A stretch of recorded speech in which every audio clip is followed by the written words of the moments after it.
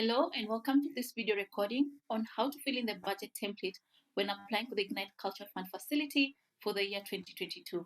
You may download the template on the link attached to the description to this video. Once you download the budget template, you will land on the budget guidelines page first. Be sure to read those because they'll give you step-by-step instruction of how to fill in the budget. But maybe one thing to note is that 75% of the budget needs to go towards direct budget costs. An additional 15% should go towards strengthening the M&A and strengthening the capacity of your organization, so capacity building, and then 10% should go towards administration activities, so your staff time, apportion the rent to the project as well. Any consumables, any project consumables that you may incur should be charged towards that 10% set aside for the project administration costs. Once you come to the budget worksheet, you'll need to fill in your grantee name. So if I am KWX Limited, I'll fill that in. The project title is ACP-EU Culture Programme Eastern Africa. I'll need to fill in the project duration. So if I'm running the project for 15 months, then I will show that there. I need to also note which currency I'll be working in or the currency I'll be implementing in. So if I'm implementing in Kenya shillings, then I'll note that down there. If it's Tanzania shillings, if it's Mauritian rupee, just note that on that section. And then I'll come and fill in my total budget once I've finished putting in all the expenses. I'll come and take this grand total and put it here in local currency. I will also need to put in an exchange rate, but do note that this is a placeholder because when it comes to contracting, we will use the British Council's bookkeeping rate to contract you. That will be the rate that we'll use to settle on your contract amount. But you'll need to put in a placeholder so that you can just have a ballpark of how much your budget is in terms of euros. So you can come here and start outlining what your outputs are. Say, for instance, in your project, the first output is increasing the quality and quantity of cultural goods. You'll note that down there. You'll also note down the first activity that is pertinent to that output. Probably the first activity will be training, and you'll note down the different expenditure or costings that relate to this activity. So for training, you might have consultants. You'll need to bring in consultants on board to do the training. The unit description may be per consultant. You might have 5 consultants, and the unit cost per each consultant may be 1,000 or maybe 10,000 Kenya shillings. And then by multiplying the quantity by the unit cost, you're able to get the total for that budget line, for the consultant budget line. So for the training, you might have meals. The unit description might be per person attending the training. You might have 20 people coming in for the training, and maybe the cost per person is 1,000 for the meals. So you're able to again get that total. So you'll do that for all the different outputs and activities that relate to your project. You'll note that on this section, or rather, all the activities are summed up on the areas highlighted in gray. Say, for instance, when it comes to activity 1, that is training, you can see that the subtotal, or rather, for that activity is summed up here.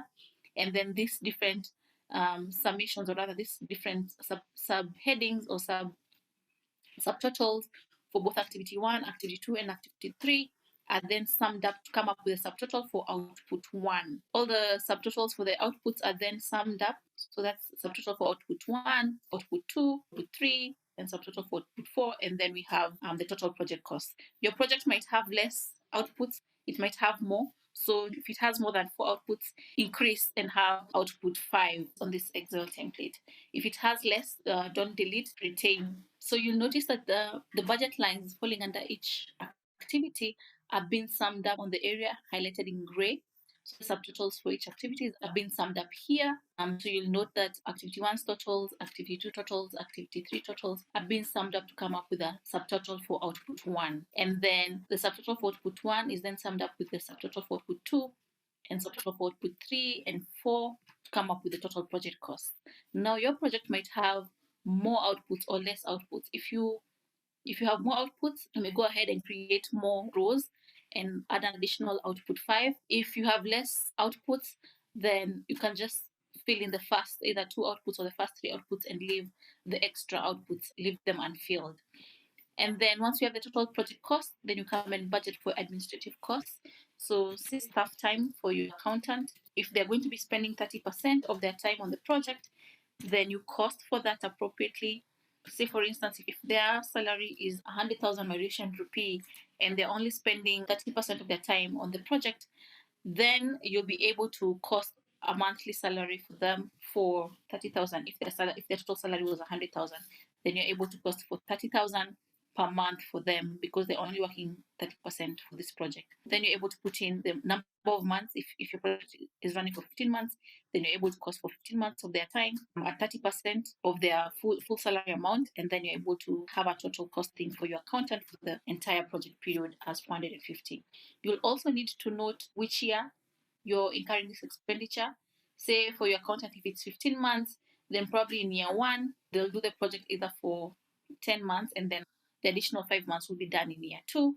Then you're able to say for year one, it's 10 months. So that's 30,000 per month times 10. And then in year two, it's 5 months times 30,000 per month to bring it to 150. However, if the project or rather the expenditure is being incurred in just year one, the full expenditure, like for this consultant, if it's only appearing in year one, then you put in the total 50,000 in year one and zero for year two. The other thing to note is that you are allowed to claim up to 5% of the direct eligible cost as indirect costs. So if you happen to spend some money or incur some expenses that do not directly relate to the project, but have come about because of the implementation of the project, then this indirect cost might be claimed up to a tune of 5% of the direct eligible costs. Say, for instance, for this project so far, I've costed 70,000. So those are the exact direct costs. So I'm also allowed, as a beneficiary or as an applicant of the ACP Ignite Culture Fund, I'm allowed up to 5% of this direct eligible cost to put it as a buffer should I incur some indirect costs. I won't describe the unit of description because I don't know what this indirect cost might be. I'm going to the project not knowing that there will be some indirect costs, but I can say it's a lump sum and I can charge it now at this 5% of the total direct cost. So 5% of the 70,000 that is direct cost, and charge it as 3,500. And what that does is that it creates a buffer for either some miscellaneous activity, and I'm able to have my total budget include also indirect costs just in case they arise. And then if you're contributing, let's say 10% to the project, you should inform us about that. So you'd say 10% of this total budget cost is coming from you.